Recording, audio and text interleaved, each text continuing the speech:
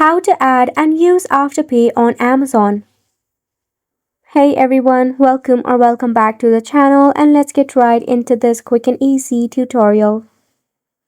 To add and use the Afterpay in your Amazon, firstly, locate the item that you wish to purchase off the platform. Once you have selected it, at the top you will see a cart icon, click on it. From there, you need to tap on Proceed to check out. So in here, you will see the option of select a payment method.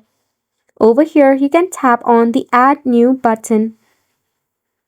So Afterpay is available for some of the region. And if it's available for you, you will see the Afterpay logo right over here. You can just click on Afterpay if it is available.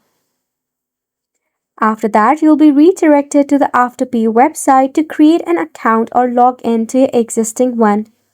Follow the prompt to complete the registration process and begin to use your Afterpay on Amazon. Afterpay will allow you to split the purchase into 4 interest-free payments.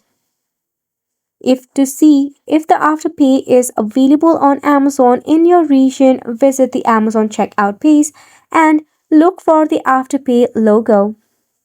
So that is how you'll be able to use the Afterpay on Amazon. This sums up the tutorial as well. Thank you so much for tuning in.